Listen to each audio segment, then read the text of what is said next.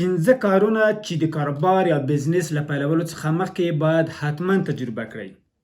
که چیرې مو وغواړو یو کامیاب او بریالی بزنس ولرو، د هغې څخه مخکې که چیرې مو پوهه ولرو، تجربه ولرو او په یوه برخه کې مو یو څه زده کړي وي، نو کولی شو په خپل کاروبار کې هغه عملي کړو.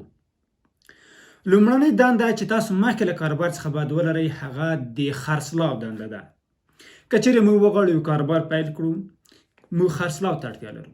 که چیرې موږ وغواړو یو کاروبار ته پرمختګ ورکړو، خرڅلاو ته اړتیا لرو. که چیرې موږ وغواړو یو کاروبار له ماتې څخه وژغورو، موږ خرڅلاو ته اړتیا لرو. که چیرې تاسو د خرڅلاو دنده مخکې له دې چې تاسو خپل بزنس پیل کړئ شروع کړی وي یا تاسو تجربه کړې وي، تاسو سره په خپل بزنس کې ډېره مرسته ترسره کوي، ځکه تاسو دلته د مختلفو پیرودونکو سره د اړیکو چل زده کوئ، د تعامل چل زده کوئ. تاسو په دې پوهیږئ چې مذاکره باید څرنګه ترسره کړئ. تاسو په دې پوهیږئ چې پیرودونکي کومې غوښتنې لري. بل دا چې د خرڅلاو دنده عموما تاسو ته پورسانت یا فیصدي درکوي. کله چې تاسو چیرته په فیصدۍ باندې کار ترسره کړی وي، فیصدي دا معنی چې زه چې هر څومره کار ترسره کوم، هر څومره زحمت ترسره کوم، هر څومره خرڅلاو چې زه ترسره کوم، د همغه په اساس ماته باید پیسې راکړل شي. نو په خپل کاروبار کې هم چې هر څومره تاسو زحمت تیر کړئ، هر څومره چې تاسو ستونزې وګالئ، هر څومره چې تاسو هوښمند ځیرک کار وکړئ، په همغه اندازه به تاسو ډېرې پیسې ګټئ. راځم دویم کار ته. دویم کار چې تاسو مخکې له کاروبار څخه باید تجربه کړئ هغه د مدیریت دی. که چیرې تاسو مخکې له دې چې بزنس پیل کړئ په یو بل ځای کې تاسو د مدیریت دنده ترسره کړې وي، مدیریت څخه مې د اداري کارو هدف نه دی. یعنې تاسو که چیرې په یو سوپر مارکیټ کې مدیریت کړی وي مثلا، یا په یو ښوونیز مرکز کې تاسو مدیریت کړی وي، یا تاسو یو رستورانت یا یو بل اداره رهبري کړې وي، دغه مهارتونه تاسو سره مرسته کوي چې تاسو خپل کاروبار هم په ښه شکل سره مدیریت کړئ او په ښه شکل سره یې مخته یوسئ.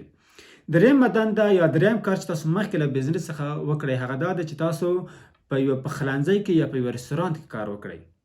که چیرې تاسو په یوه پخلنځي کې په یوه رستورانت کې کار وکړئ او خلکو ته خواړه تیار کړئ، دلته تاسو د فشار لاندې کار سره مخامخ کیږئ.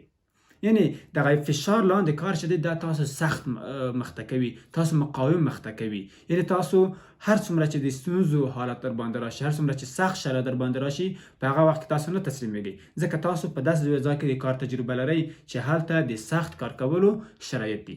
څلورم کار چې مخکې له بزنس څخه باید تجربه کړئ هغه د یوه کوچني دوکان یا د یوه کوچني پلورنځي درلودل دي. که چیرې تاسو یو کوچنی دوکان مخکې له بزنس څخه ولرئ، دلته تاسو هغه مهارتونه زده کوئ چې په بزنس کې تاسو لپاره ډېر اړین دي.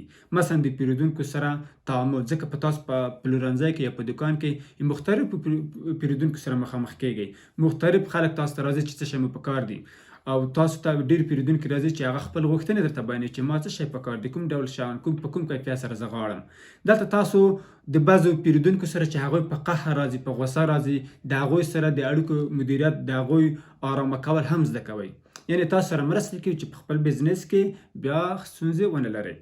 پنځم کار چې تاسو مخکې له بزنس څخه باید تجربه کړی وي هغه د پیرودونکو سره د اړیکو مدیریت دی.